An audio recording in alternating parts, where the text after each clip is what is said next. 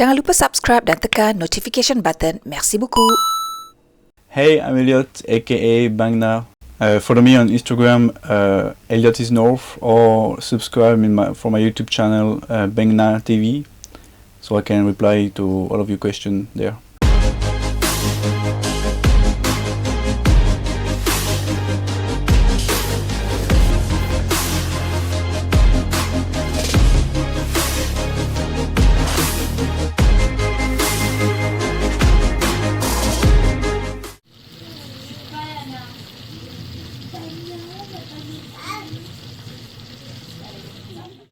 Okey, ni dia lunch kami untuk hari ini. Basically ni berbola daging yang dah aku marinate hari tu dan dah aku bulat-bulatkan daripada mince meat. Tak sempat nak buat video hari ni sebab rushing nak masak. Basically dah aku masak dulu berbola tu dengan sedikit minyak bagi dia garing. Bila dah garing tu masukkan bawang merah dengan bawang putih. Tumiskan dia sampai naik bau. Lepas tu masukkan spaghetti sauce. Maka jadilah ini. Jadi kita makan dengan spaghetti yang dah aku rebus untuk 10 minit. Jadi tak sempat nak buat video. So itulah basically resepi saya untuk buat spaghetti meatball.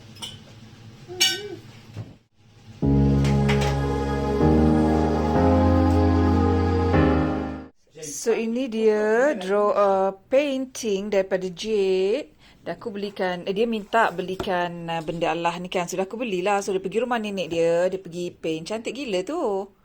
Sudah aku letak signature dia Jade 2021. Cantik sangat. So bolehlah belikan dia lagi dan request dia buat paint lagi. Sebab Jade ni kreatif juga. Time aku buat video, time ni lah suami aku decided untuk buat bunyi bising. Tadi masa aku tak buat video ni, dia tak buat bunyi tau. Senyap je. Jadi bila tiba-tiba dah aku buat video ni, dia pun nak menunjukkan suara dia yang dia jaga anak for once kan.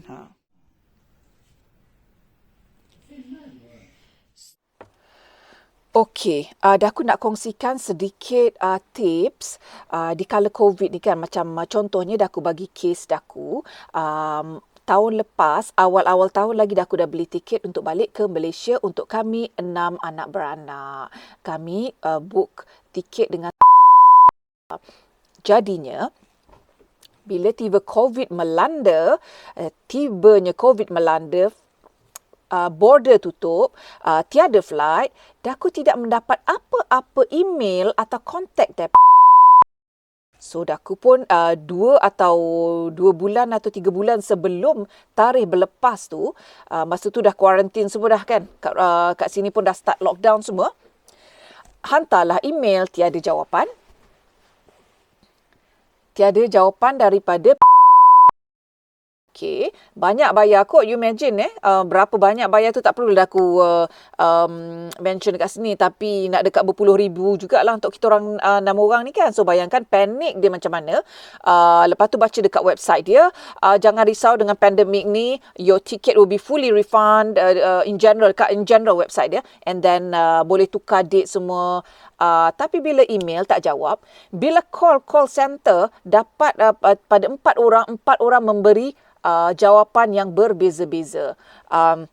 Dah lah bila kita cakap English, dia punya accent aku tak faham. Sebab aku tak tahu orang apa. Bila cakap French pun juga, aku tak faham dia punya accent. Jadi susah nak memahami. Jadi aku terpaksa call 4 kali. Setiap kali cakap yang berbeza. Dia suruh pergi website dia untuk buat full refund. Tapi bila tekan dekat full refund, dia kata your ticket it's not allowed to be fully refunded, something like that. Okay, bila kita call balik, dia kata dia cuba buat open ticket. Open ticket maknanya setahun. Masalahnya open ticket, lepas tu date yang dah aku nak tak boleh. Dia ada limit. Dia bukan open ticket macam tu je, tapi dia ada limit selama setahun daripada date you punya tiket tu sampai date you nak bertolak. Macam tu. Macam contohnya dah aku beli untuk bertolak 2 Julai. Jadi tiket tu valid sampai 2 Julai tahun selepas itu. Dah aku nak guna date selepas tu. Tu masalah dia. Tapi diorang kata dah aku nak buat dekat website tak boleh. Bila buat kat website dia bagi masalah, dia bagi alert yang mengatakan your ticket cannot be fully refunded. Macam tu. 4 kali atau 5 kali aku call. Setiap kali bagi berbeza. Dan setiap kali in the end, bila tak dapat tolong, diorang dah open tiket ni, tapi that is not what I wanted. I wanted to be fully refund kan, full refund semuanya. Tapi tidak mendapat pertolongan yang sepatutnya. WhatsApp pun dekat diorang punya center pun jawapannya sangat hamba, sangat-sangat hamba, suruh buat ni, suruh buat tu. Tapi yang di mana conclusionnya daripada kesemua call center tu suruh daku hantar email, ada pada satu email ni. Daku hantar satu, tak jawab. Sebulan lepas tu, tak jawab. Dan hari yang patutnya kami bertolak pun tidak mendapat apa-apa call yang menginform kami flight tu tak ada ke, flight tu cancel ke, tak ada. Memang tak ada. So I feel really, really regret. Tak tahulah airline lain macam mana. I don't know. Mungkin sebab COVID ni diorang sangat-sangat busy. Tapi sampai that point tu agak frustrating jugalah kan. Tapi okay, at least dah settle yang dah open ticket at least, walaupun date tu bukan yang date daku nak guna kalau boleh date yang daku nak. Okay, tapi dah settle at least. Tapi daku cuba juga, jadi daku pun kemukakanlah dekat Instagram daku. Ada sesiapa tak pernah ada masalah macam ni, dan ramai yang memberi pendapat mereka sendiri. Ada yang kerja dengan airline pun kata macam tu, normally airline tak full refund semua. Usually diorang akan bagi open tiket yang macam diorang buat pada daku ni, something like that.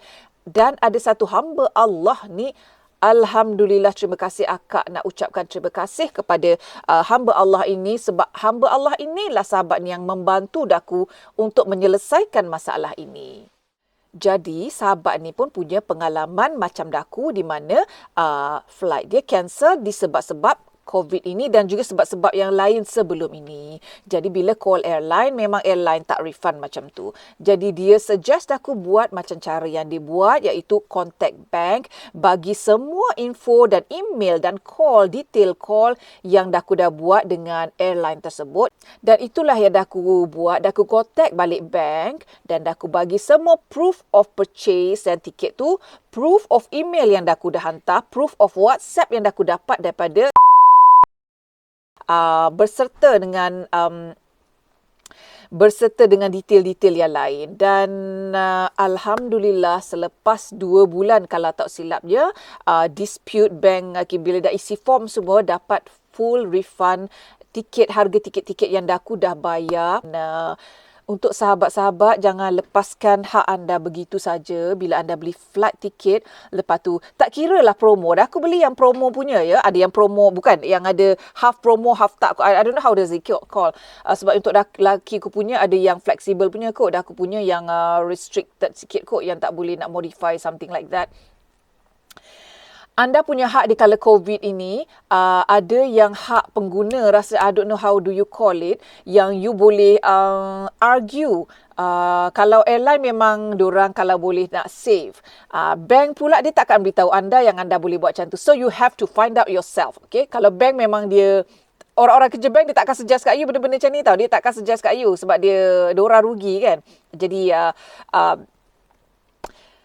orang yang pernah mengalami macam ni, janganlah kata burn lah tiket. Tak, you can still usaha untuk dapatkan duit you balik dengan cara contact your bank, bagi semua proof yang macam dah aku buat tu, date of purchase, proof yang you contact dengan travel agency atau airline tu tapi tidak mendapat apa-apa balasan dan response. Jadi itu boleh, insya-Allah akan dapat balik duit anda itu dalam masa maybe sebulan atau below 2 months. Jadi jangan leburkan tiket anda begitu saja. Anda masih boleh cuba usaha untuk dapatkan duit anda balik. Macam aku dapat duit balik hampir berpuluh ribu tu. So alhamdulillah, syukur alhamdulillah, Allah telah memudahkan dan sahabat ini juga telah memudahkan. So Cik Adik akan ucapkan terima kasih banyak-banyak dan semoga Allah membalas jasamu dengan memberikan kamu 1000 rahmat dan rezeki yang melimpah ruah dalam hidup kamu sekeluarga. Amin amin ya rabbal alamin. Terima kasih. Dah aku nak sambung, nak betulkan sikit percakapan yang hari tu. Dah aku ada tersilap cakap kata orang Gypsy ni orang Romania. No. Orang Gypsy tu bukan orang Romania ya. Orang yang the exact word aku nak guna adalah Rom. Itu adalah panggilan di sini untuk orang-orang Gypsy, Rom. Dah aku tersilap cakap orang Romania. Sebenarnya bukan orang Romania ya.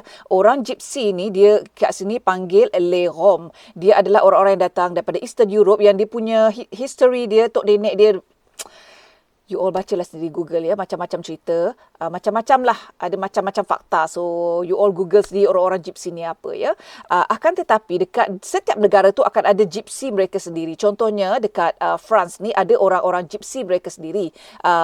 Diorang panggil something like gitano, something like that. Tapi dia high class punya. Diorang berlainan dengan daripada yang datang daripada Eastern Europe ni. Kalau daripada Eastern Europe ni, diorang datang dengan diorang punya caravan, diorang akan pergi mana tempat yang lapang, tak kira dekat highway ke, diorang akan pergi rempuh kat sana, dan akan buat kampung setinggan mereka. Setinggan yang diorang ambil daripada kawasan-kawasan sekeliling, macam papan ke cupboard ke, tak kira, untuk buat rumah setinggan mereka. Dan beramai-ramailah mereka sekampung kat situ. Rasanya dekat negara ni, diorang tak boleh simply kick them out. Dia ada macam hak kebebasan manusia ke something like that, yang I think 3 bulan ke apa diorang membenarkan diorang duduk situ. Jadi orang-orang macam ni, bayangkan gypsy yang macam ni yang buat rumah setinggan ni. Jadi bila mereka sampai ke satu tempat, area-area tu akan ada kes pecah rumah, barang kena curi, kereta kena pecah, you know, this kind of people. Dah aku ada terbaca lah berita. Aku bacalah fakta-fakta pasal diorang ni. Orang gypsy Les Roms ni, mereka they call it abandoned people of Europe. Sebab mereka di-reject daripada negara yang mereka datang tu, yang di mana mereka asal usulnya daripada India. Pekerja India yang dibawa bekerja di Eastern Europe tu dah bercampur-campur, dah mix kan, kahwin campur semua. Jadi mereka ni macam di-reject daripada negara-negara Eastern Europe ni. Jadi diorang tak ada tempat yang diorang nak pergi. Jadi macam nomad lah, diorang berpindah daripada satu tempat ke satu tempat dengan cara kehidupan mereka. Dan mereka ini macam ni, ditidakkan hak mereka untuk bekerja. Siapa nak ambil orang bekerja, orang-orang macam mereka, macam didiskriminasi lah. Jadi apa mereka buat, itulah pekerjaan mereka, mencuri, pickpocket semua, sebab diskriminasi yang mereka dapat. Jadi maka ianya menjadi turun-temurun kot. Jadi bila baca ni rasa piti lah juga, tapi bila tengok diorang mencuri ni, dia rasa sakit hati lah pula kan. So itu adalah perbezaan orang Les Roms, gypsy daripada Eastern Europe. Gypsy daripada France ni pula, atau di negara-negara lain pun ada gypsy mereka sendiri. Ia berbeza tau. Diorang ni jenis yang berduit. Diorang tidak pergi di mana-mana kawasan lapang sukati buat sepah ke, buat rumah setinggan. Diorang ada diorang punya caravan sendiri yang high class sikit lah. Diorang memang ada kawasan yang ditempatkan khusus untuk caravan. Jadi diorang just bayar sewa tempat tu. Jadi diorang ada tempat makan, ada toilet semua. So dia ada penempatan untuk mereka bergerak daripada satu tempat ke satu tempat. Dan anak-anak mereka juga pergi sekolah. Bertukar-tukar lah, sebab diorang macam mana orang nak kata légion de voyage macam tu. Jadi diorang berpindah daripada satu tempat ke satu tempat. Jadi mereka ni warga negara Perancis, tapi yang bercampur-campur juga. Diorang punya asal usul tu bercampur French, ada campur dengan orang-orang yang Eastern Europe juga ni lah. Wallahualam, aku pun tak tahu. You all kalau nak tahu lebih lanjut, sila tanya Pakcik Google, sebab I am not here to explain all that. So orang-orang macam ni memang muka dia kita nampak lah lain sikit daripada orang-orang Perancis kat sini. Tapi dia ni, diorang cukup tak suka kalau disamakan dengan gypsy daripada Eastern Europe tu. Sebab bagi diorang punya high class sikit. Diorang have their own community. Diorang have their own place yang diorang tinggal. Kawasan yang berjaga, yang bersih. Diorang just park their caravan dengan diorang punya kemah kat situ. Ada tempat mandi. Bersih lah kiranya. Bersih berbanding dengan yang gypsy daripada Eastern Europe ini, yang kawasan diorang memang sangat kotor. Aku tak tahu diorang berak, mandi semua macam mana. Dan bila orang-orang daripada gypsy daripada Eastern Europe ni datang, akan nampaklah kabel-kabel, diorang potong kabel untuk ambil elektrik, curi elektrik. Pro tau, diorang ni pandai, dah biasa kan, sebab diorang orang nomad ni kan berpindah ke sana kemari. Jadi bila diorang tiba kawasan tu, diorang akan cek dulu ada tak pilih bomba. Kalau pilih bomba, diorang akan ambil air daripada situ. Lepas tu dia akan ronda-ronda kawasan tu untuk cari-cari barang yang diorang boleh ambil untuk diorang recycle buat rumah setinggan diorang. Macam tu bezanya antara gypsy Eastern Europe dengan gypsy kat sini. I don't think orang kat sini tu suka dipanggil gypsy, tapi ada satu term yang dipanggil untuk orang-orang kat sini yang berpindah randah ni, yang duduk dalam Caravan ni. So dia adalah dua grup yang berbeza, yang grup French ni yang ada di France ni tidak suka disamakan dengan grup yang daripada Eastern Europe ni, yang comot-comot, yang kebersihan tak jagalah, yang mencuri-mencuri ni. Kalau yang lagi satu ni, sebab dia France, dia mendapat hak sebagai rakyat France. Jadi, diorang tak adalah kes. I don't think so. Ada mungkin adalah, tapi tidaklah seteruk, dia tidaklah seteruk pickpocket macam yang golongan yang Eastern Europe ni, gypsy daripada yang this side ni. Sebab diorang tak mendapat hak, sebab diorang bukan warga negara situ dan diorang berpindah randa. Untuk mendapat hak di negara France ni, you mesti duduk sini lebih daripada, I'm not sure, 3 bulan atau 6 bulan, dan ada surat yang mengatakan anda duduk sini. Jadi orang yang dapat gypsy daripada negara yang known di sana tu, diorang tak dapat hak semua tu. Jadi sebab tu apa diorang buat, diorang mencuri lah, pickpocket semua dan all the scammers kind of thing yang diorang buat. So itu adalah penjelasan aku tentang dua grup yang berbeza ini. Jadi perbetulkan balik ayat yang daku guna tadi yang menyinggung perasaan sesetengah orang, yang daku tersilap cakap. Daku nak cakap les Roms, bukan Romania, les Roms yang orang kat sini panggil. Okey, mungkin anda akan tertanya-tanya, Nur ni kenapa ada je orang Malaysia yang boleh je enjoy je duduk dekat negara France ni, cool je, kau ni kecoh-kecoh kenapa, something like that.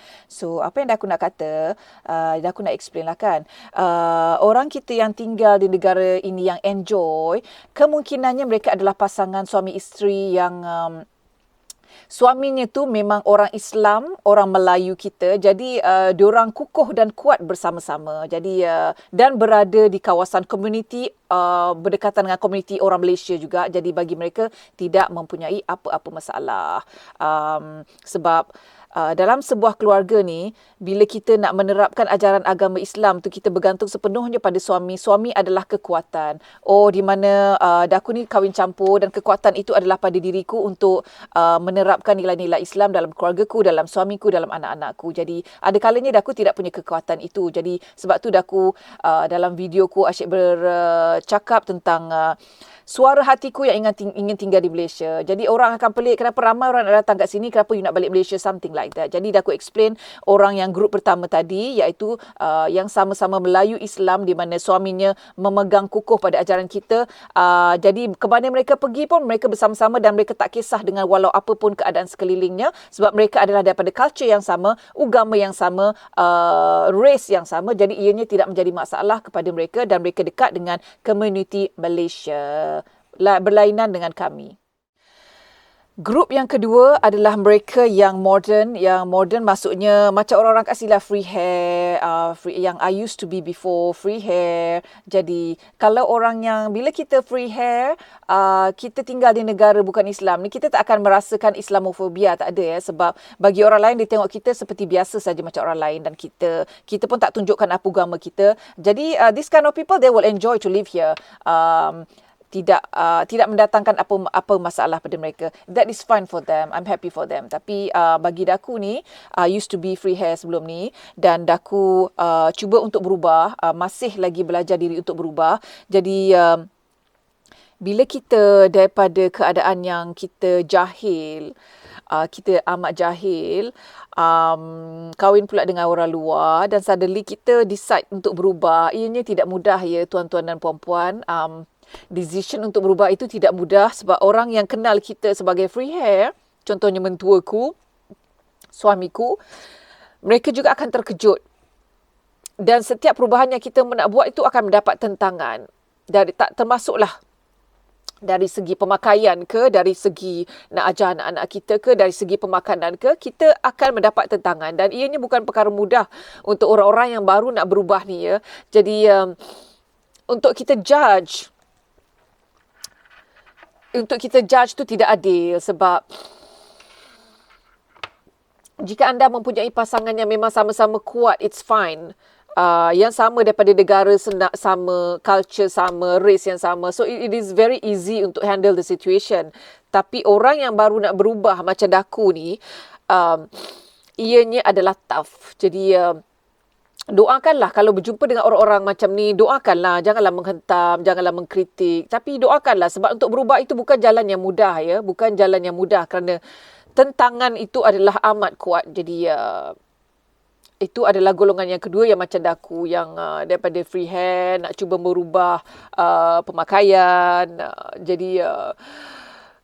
Sebab tu orang-orang yang macam daku ni banyak yang prefer lah untuk balik Malaysia, di negara yang mana memudahkan untuk lebih berubah lebih lagi. Apa pun hidayah itu milik Allah, dan we see how it goes. Apa pun yang kita rancang, Allah yang tentukan. Jadi kita boleh plan apa saja, dan aku boleh plan apa saja, tapi yang tentukan adalah Allah. Ada komen-komen yang kata, duduklah sini kan, duduk je lah sini, sebab sini education lagi bagus, mentality pun lain. Tapi terima kasih pada pandangan anda. I know it will be hard bila suatu hari nanti pindah ke Malaysia untuk menyesuaikan kembali diri di Malaysia, anak-anakku. It will be hard in the beginning. I know it will be hard, and there will be a moment yang aku akan merindui di sini. Sebab bila kami di sini, kami ni berada di circle kami sendiri saja.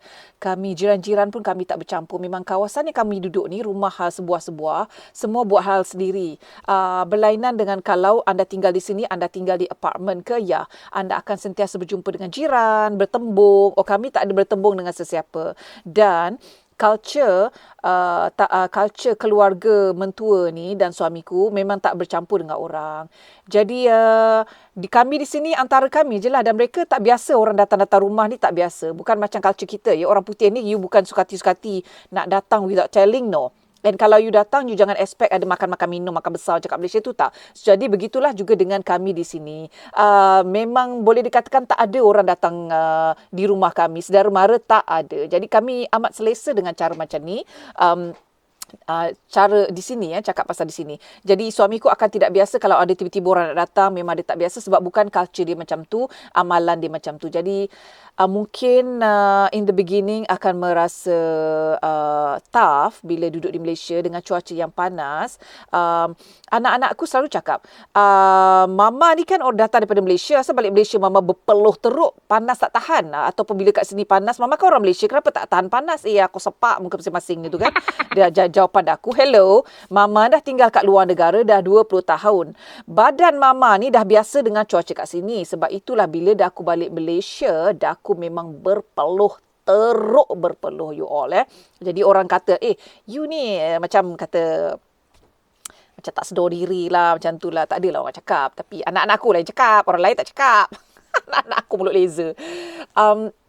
Sebab apa, badan dah biasa, ya, daripada muda sampai mengertu kat sini, dengan cuaca kat sini. Jadi dah aku balik Malaysia, memang aku pakai tudung sini boleh nampak berpeluh-peluh dia, berkuap-kuap. Memang sebab dah tak tahan kan. Sebab tu bila aku tengok orang Malaysia yang pakai makeup tebal-tebal ni, sebab apa? Sebab mereka dah biasa dengan cuaca sana. Dan aku ni kalau balik Malaysia ni, memang aku pakai yang essential saja. Okay? Sebab aku tak boleh lah. Aku jealous juga tengok orang pakai foundation tebal-tebal. Aku nak lah juga jadi macam tepung gomak kan. Tapi memang tak boleh bukan aku ni. Memang akan berpeluh gila. Jadi pakai sempoi je lah, pakai bedak. Pakai bedak supaya foundation pun tak boleh nak pakai. Sebab kalau tak nanti habis tudung aku semua habis melorot macam air turun. Sebab aku memang macam mandi hujan kalau aku balik Malaysia. Jadi itulah, it will be hard in the beginning. Kena slowly lah, terima je lah choice tu. Tapi cuma minta Allah kuatkanlah, berilah kekuatan supaya aku tidak merungut bila suatu masanya nanti aku telah diberikan rezeki di Malaysia nanti. Dan supaya anak-anakku, suamiku pun kuat untuk berada di Malaysia nanti, tidak merungut dengan keadaan yang tidak sama dengan kat sini. Semoga Allah permudahkan urusan kami. Amin, amin, ya Rabbal Alamin. Dan aku masih lagi tetap nak cakap juga terima kasih you all atas sokongan dengan video-video yang dah aku buat ni. Walaupun videoku ni simple-simple sahaja, dan aku masih kena upgrade videoku dan kontennya. Cuma itulah, dah aku masa sangat-sangat terhad. Dan aku ni adalah seorang ibu kepada 4 orang anak. Ada kalanya dah aku rasa stress out sangat sebab tak mempunyai masa yang secukupnya untuk bekerja dan meningkatkan kualiti kerjaku, iaitu membuat video-video. Ya, pekerjaanku sekarang adalah YouTuber semenjak tourism ni down ni, kita kena cari usaha cara lain tau. Jadi video lah yang dah aku buat. Jadi dah aku ada kalanya merungut, bukan ada kalanya selalu juga merungut, sebab kita nak masa yang berkualiti bekerja macam orang lain yang kita boleh fokus, tapi Daku tidak punya masa itu kerana Daku mempunyai anak kecil, berada di usia macam ni, ada anak kecil, anak yang memerlukan perhatian yang penuh pula tu, jadi ianya adalah satu perkara yang sangat mencabar. Dan anak-anak yang besar yang makan di rumah ni, jadi kena sentiasa fikir nak masak apa, atau dulu masa anak kecil-kecil, anak semua pergi sekolah tau. Macam Adam Idajit semua pergi sekolah dulu, makan kat sekolah. Jadi Daku punya masa, valuable time untuk diri Daku, untuk fokus buat benda-benda. Atau sekarang Daku tak punya masa tu. Dah lah tak punya masa tu, Daku nak kerja untuk mencari rezeki, ya Allah pun I have to struggle untuk find that time. Jadi masa itu adalah emas. Bagi Daku masa itu adalah emas. Mana kerja lagi, anak-anak menolong, tapi hari sekolah masa mereka sangat terhad dengan homework, sebab diorang sekolah daripada pagi sampai petang. Bila balik mana nak kejar solat, mana nak buat homework. Jadi bila apa yang sangat yang mereka boleh buat, Daku memerlukan bantuan yang sangat banyak kat rumah ni, dengan kain berlambak, dengan baju-baju yang nak digosok. Daku memang kena manage my time. Jadi terima kasih atas sokongan anda. Minta maaf kalau video ini ada yang tersalah cakap, sebab ianya adalah berdasarkan kepada masa-masa yang Daku ada sebagai seorang ibu yang bekerja sendiri, mencari rezeki di perantauan. Jadi terima kasih pada support anda. Kalau tiada anda, maka tidak jugalah semarak channelku ini, dan terima kasih banyak-banyak. Dan saya akan cuba untuk berikan konten yang terbaik, berkongsi dengan anda tentang keadaan di sini, untuk membuka mata dan minda anda keadaan di perantauan yang sebenar. Mungkin Daku punya kehidupan ni berbeza dengan kehidupan orang lain yang berada di perantauan, kerana cara hidup kami lain, berbeza dengan orang lain. Setiap orang itu mempunyai cara mereka yang berbeza. Jadi Daku berkongsi saja kehidupan kami. Jadi kalau anda tengok orang lain yang tinggal di luar negara lain, kehidupan mereka itu adalah cara mereka, dan kami punya cara mereka. Dan kami ini orang biasa-biasa saja. Daku orang biasa-biasa saja. Jadi kehidupan kami adalah yang biasa-biasa sahaja. In France, we are really welcoming towards foreigners, so I guess we will stay open-minded with any people, wherever the place you come from and whatever you believe are, or your faith or your religion. First of all, whatever he does, he will remain my father, and I'm proud of all the change he made in his life. I guess I cannot say it right now because she's the one who asking me the question. Name in French is ongle. Once again, I always stay open to my opportunities, but if it's only to have a career, I would say New Zealand. Terima kasih kerana menonton. Jangan lupa subscribe dan tekan notification button. Merci beaucoup.